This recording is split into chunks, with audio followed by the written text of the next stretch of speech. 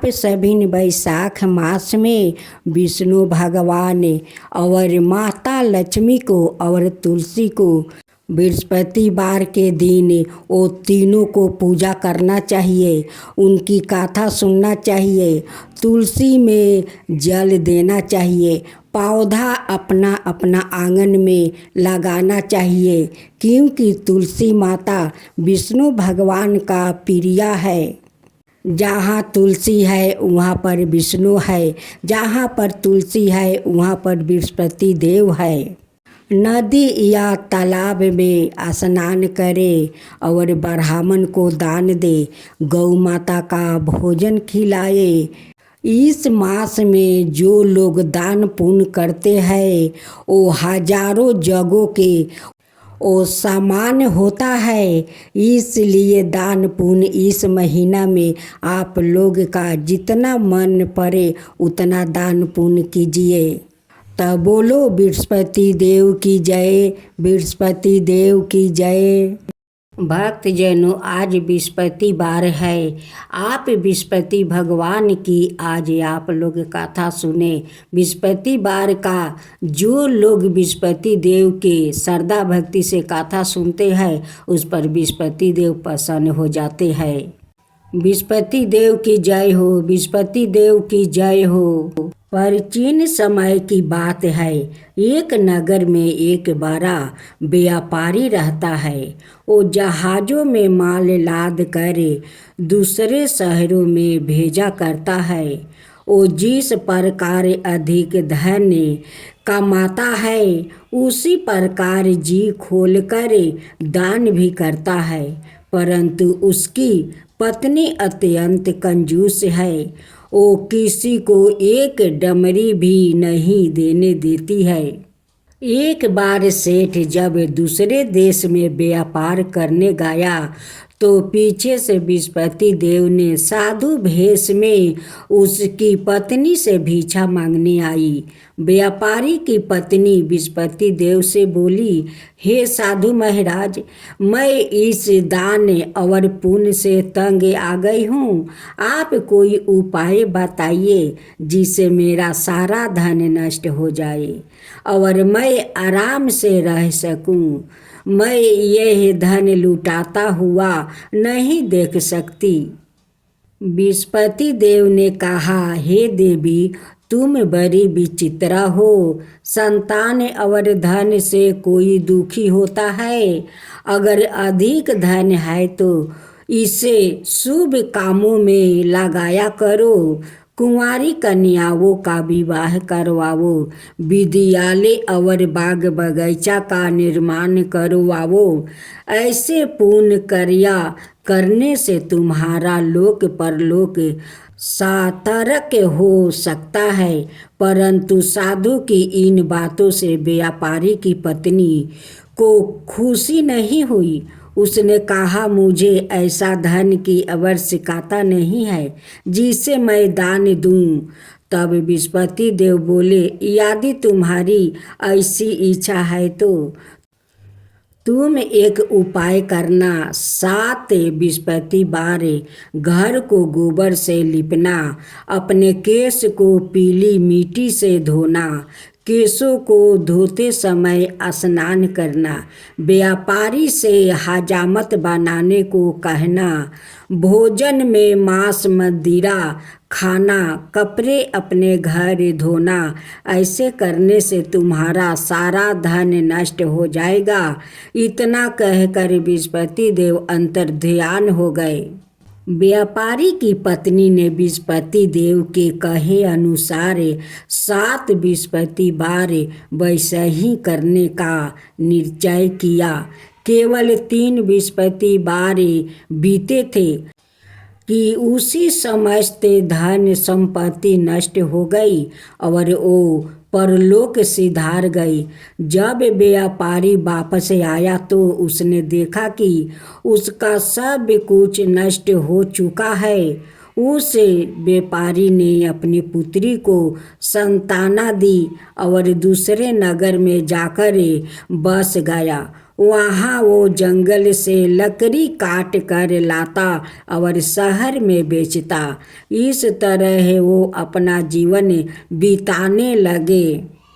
एक दिन उसकी पुत्री ने दही खाने की इच्छा प्रकट की, लेकिन व्यापारी के पास दही खरीदने के पैसा नहीं थे।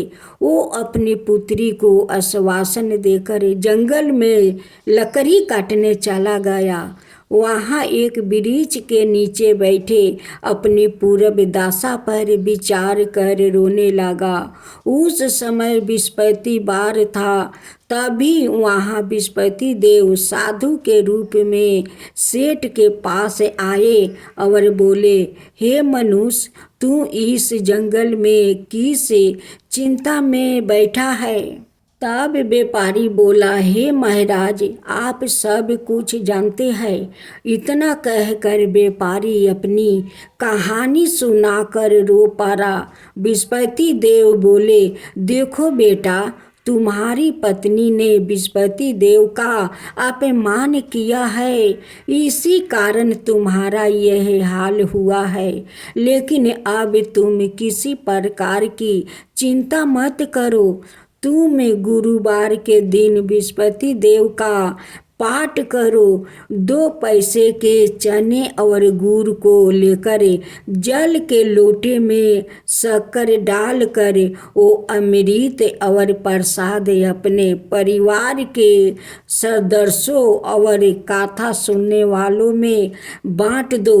सवाए भी प्रसाद और चरण मृत लो, भगवान तुम्हारा अवश्य कल्याण करेंगे। साधु की बात सुनकर व्यापारी बोला, महाराज, मुझे तो इतना भी नहीं बचता है कि मैं अपनी पुत्री को दही लाकर दे सकूं। इस पर साधु जी बोले, तुम लकड़ियाँ शहर में बेचने जाना। तुम्हें लकड़ियों के दाम पहले से चौगुने मिलेंगे, जिससे तुम्हारे सारे कार्य सिद्ध हो जाएगा। उसने लकड़ियाँ काटी और शहर में बेचने के लिए चल पड़ा। उसकी लकड़ियाँ अच्छे दाम में बिक गई, जिसे उसने अपनी पुत्री के लिए दही लिया और गुरुवार की कथा हेतु चना गुड़ लेकर कथा की और प्रसाद बांट कर सवाए भी खाया। उसी दिन से उसकी सभी कठिनाइयाँ दूर होने लगी। परंतु अगले बृहस्पतिवार को वो कथा करना भूल गया। अगले दिन वहाँ के राजा ने एक बड़े यज्ञ का आयोजन कर पूरे नगर के लोगों के लिए भोजन का आयोजन किया है। राजा की आज्ञा अनुसार पूरा नगर राजा के महल में भोजन करने गया, लेकिन व्यापारी वो उसकी पुत्री तनिक विलंब से पहुँचे।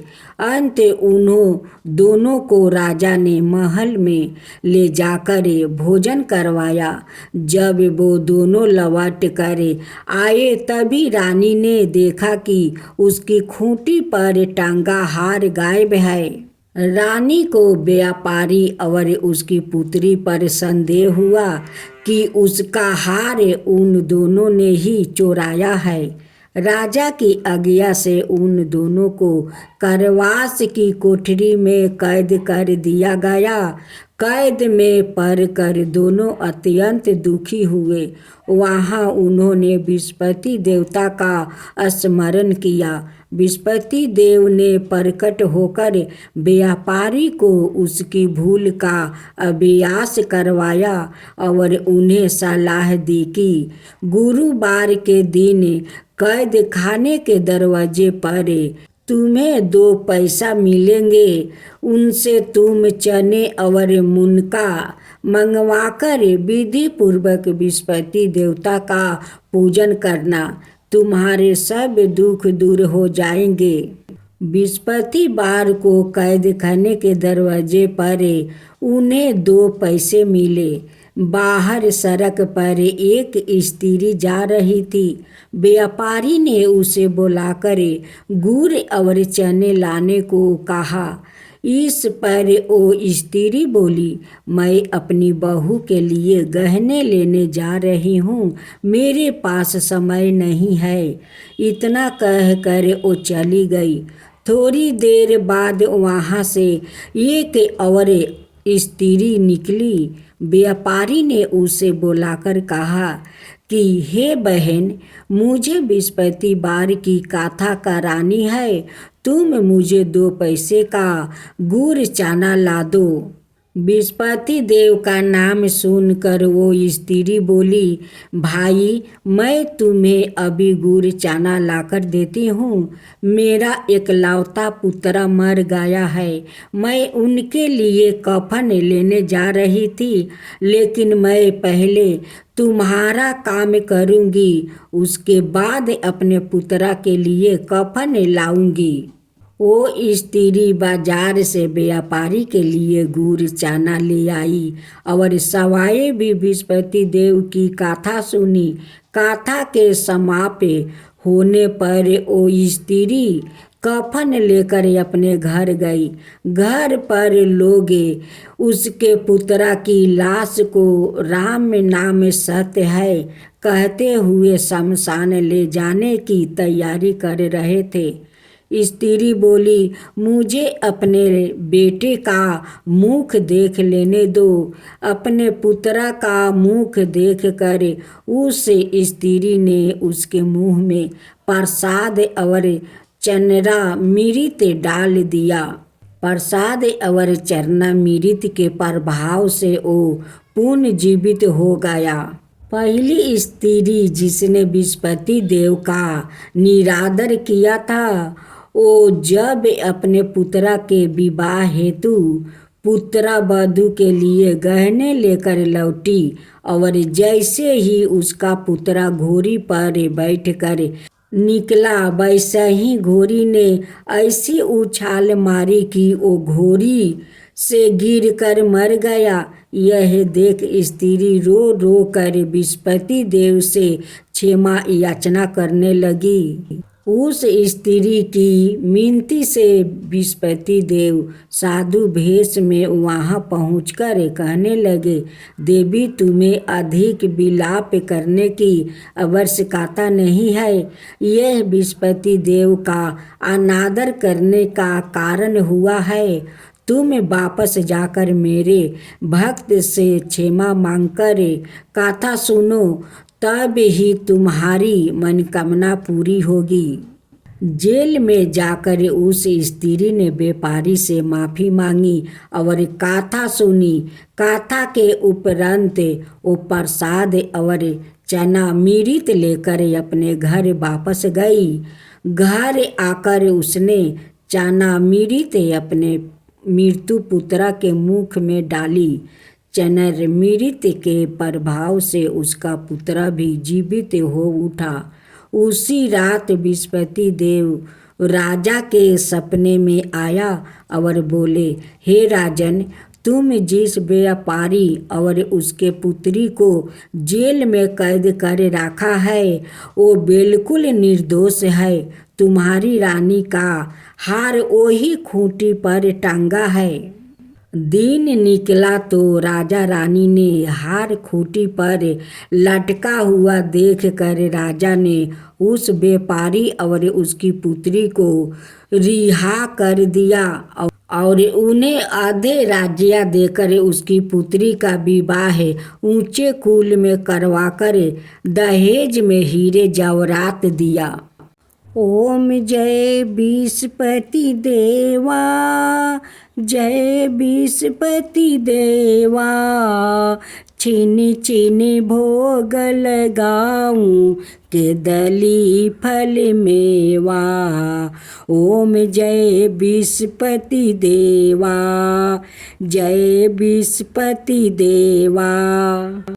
तुम पुराण परिमत माँ, तुम अंतर्यामी, जगत पिता जगदीश्वर, तुम ही सबके स्वामी। ओम जय बृहस्पति देवा, जय बृहस्पति देवा।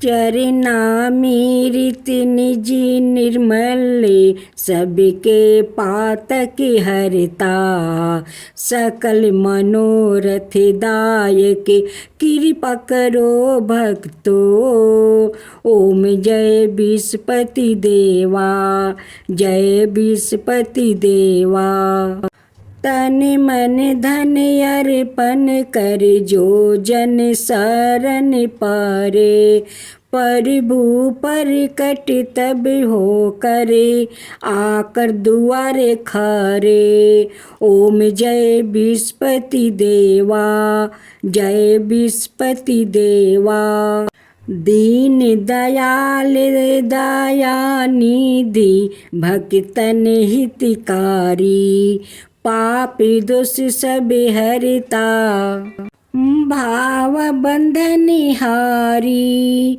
ओम जय विस्पति देवा जय विस्पति देवा सकल मनोरथ दायक सब संशय हरो विषय विकार मिटाओ संतन सुखिकारी ओम जय विस्पति देवा जय विस्पति देवा जो कोई आरती तेरी प्रेम सहित गावे जेठाय नंदय नंदन कर सो निश्चय पावे ओम जय विस्पति देवा जय विस्पति देवा सब मिलकर बोलो विस्पति भगवान की जय विस्पति देव की जय।